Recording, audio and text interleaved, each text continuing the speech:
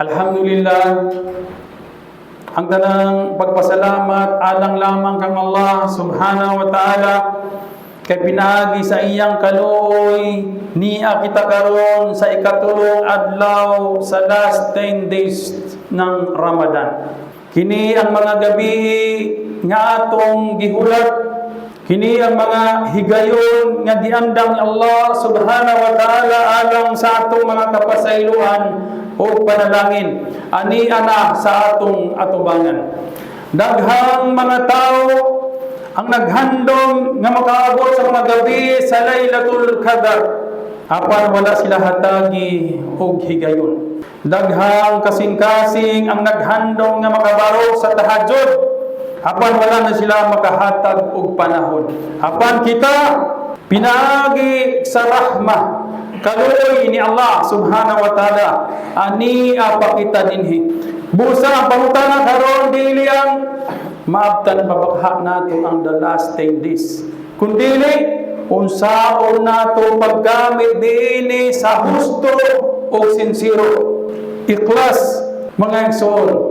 Ang usa sa pinakadakong sayo sa uban sa bulan sa Ramadan mao nga aktibo sa pagsuod apan naluya sa katapusan. Samtang nagkaduol ang Eid, ang uban nagkadyutay sa pagsala, nagkagamay ang pagbasa sa Quran, ug nagkadaghan ang kalibutanong kahimtang. Apan ang tinuod nga magtotoo, mas nagkakugihan kung nagkaduol ang katapusan. Kasi Allah subhanahu wa ta'ala nagtanaw sa katapusan sa mga buhat. Sumala sa riwayat ni Isa radhiyallahu anha, kung musulod ng napulo kagabi, napulo kadlaw, ang the last 10 days, gipahugtan pa ni Propeta Muhammad sallallahu alaihi wasallam ang iyang hawak. Pasabot nga mas nagkagrabe ang iyang pag-ampo. Ginapukaw niya ang iyang pamilya o ang mga sahaba. Ginabuhi niya ang gabi pinaagi sa pagsala. Apan adunay usa ka butang nga kanunay niyang gikabalakan, ang Syirkul Asgar. Nga mao kini ang riya, ang pakitang tao pagpakarong ingnon. Si Propeta Muhammad sallallahu alaihi wasallam nagpasidaan, nagwarning, bisan ang pinakadakong buhat mahimong mawala kung kini dili sincero o dili alang lamang kang Allah subhanahu wa ta'ala. Bisan ang pagpuwasa, tahajjud o ang sadaka, kung ang tulong mao ipakita sa uban, mawala ang bili niini atubangan kang Allah subhanahu wa ta'ala. Busa mga igsoon, samtang nagbaro kita sa tahajjud o nagbasa sa Quran, hinumdumi ang imong kasing-kasing kinahanglang tinuod o alang lamang kang Allah subhanahu wa ta'ala. Ayaw tuguti nga ang imong mga buhat mahimong pakitang tao o pagpakaarong ingnon. Kay kini mao ang makapawala sa imong mga hasanat, mga maayong buhat. Mga igsoon, ang Laylatul Qadar wala nato mahibali kung kanusa ang eksaktong gabi kini mahitabo. Busa ang sunnah mao ang pag-antos, pag-agwanta sa tanang gabi niini sa last 10 days.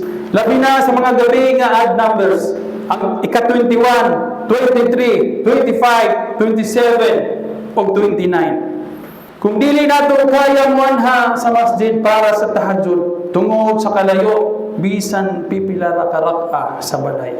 Basta kini gibuhat tinuod ug alang lamang kang Allah subhanahu wa ta'ala. Kung dili nato kaya ang dugay nga pagbarog sa tahajjud, bisan pipila ka minuto sa dua. Kung dili nato kaya ang daghang pagbasa sa Quran, bisan pila kaaya nga adunay paghuna-huna. Kay usahay ang gamay nga buhat nga sincero, mas dako ang bili alang kang Allah subhanahu wa ta'ala kaysa daghang buhat nga dili kinasing-kasing. Busa karon mga igsoon, hinluwa nato ang atong mga kasing-kasing. Pasayloa ang nakapasakit kanimo ug ayaw sa pagpasakit sa uban. Hiluan nato ang atong tawhid. Siguruhan nga ang imong tanang pagsimba tinuoy o sinsiro alang lamang kang Allah subhanahu wa ta'ala. Hunaw na ang mga igsoon sa makadiyot. Kung wabot ang adlaw nga ang imong pamilya maglibot sa imong lawas, dili sila mangutana pila na kwarta nga imong natigom. Dili sila mangutana pila na negosyo ang imong nahimo. Ang ilang pangutana maulamang nakapagsalabakha ni siya. Naaba ni siya maayong buwan nga madalangat dugang Allah. Unya dalhon dayon siya ngadto sa iyang lubnganan. Ang imong pamilya mobalik sa ilang balay. Ang imong mga higala mobalik sa ilang trabaho. Ang kalibutan magpadayon sa iyang dagan. Apan ikaw, magpabili ka ng inusara sa imong luganan. Unyanang higayuna, walay bisan unsa nga imong handumon, gawas lamang sa imong mga maayong buhat. Kung ang imong mga maayong buhat, ang luganan nimo mahimong tanaman sa paraiso. Kung ang imong mga buhat dautan, ang luganan mahimong lungag gikan sa kalayo sa impyerno. Busa samtang buhi pa kita mga igsoon. Samtang aniya pa kita sa Ramadan.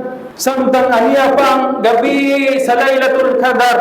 Balik kita kang Allah subhanahu wa ta'ala sa tinuod nga paghinulsol. Dili natusikan kining mga nabilin nga mga adlaw. Kay basin kinina ang atong katapusang Ramadan nining kalibutan. Hinaut pa unta. Aqulu qawli hadha wastaghfirullah li wa lakum wa li sa'iril muslimina min kulli dhanbin fastaghfiruhu innahu huwal ghafurur rahim.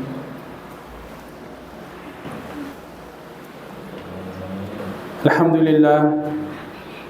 Alhamdulillahi Rabbil Alamin. Wassalatu wassalamu ala Rasulillah asyrafil anbiya wal mursalin nabiyina Muhammad sallallahu alaihi wa ala alihi wa sahbihi ajmain.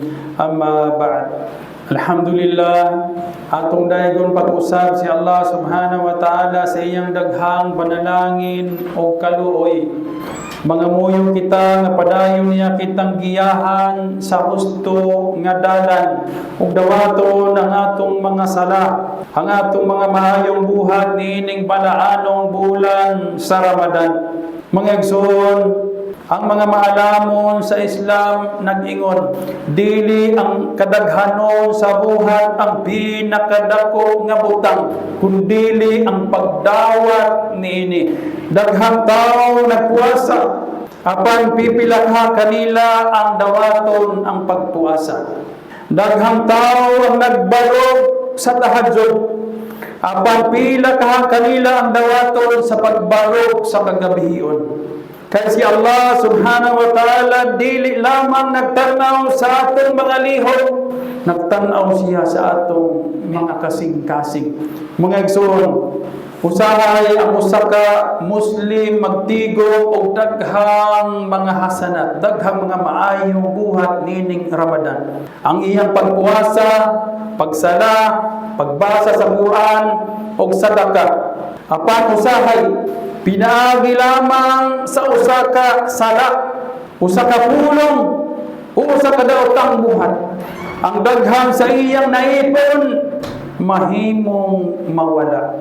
Usaka pulong sa pagpanglibak, usaka pulong sa pagpasakit sa iyang isig katao, usaka buhat sa pagpakaarong ingnon, pagpakitang tao, o sa galit lang ang mga mahasanat, ang mga maayong buhat nga iyang gitigom sa daghang gabi, mahimong makulhuran o mawala.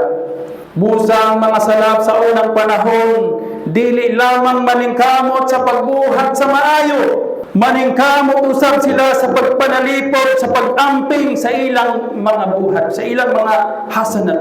Kaya balo sila nga ang usa ka tawo mahimo kapuyon sa pagsimba. Apan si syaitan maghulat lamang sa usa ka sayo aron gupon ang tanan. Mga igsoon sa pagtuong Islam, ang Ramadan hapit na matapos. Ang mga gabi nga puno sa rahma, kaluoy o kapasayloan hapit na mulabay. Wala kita masayod kung makaabot pa ba kita sa sunod nga Ramadan. Pila na kaha sa atong mga kauban sa miaging Ramadan na wala na karon. Pila na kaha ang atong mga kapatiran, kaila nga kauban nato sa pagbuwasa sa mga nanglabing mga katuigan. Apan karon anaa na sila sa ilang lubnganan. Ug tingali sa sunod na Ramadan, ang uban kanato sa wala na dinhi. Busa pahimoslan nato kining mga nahabilin na mga gabi sa last 10 days.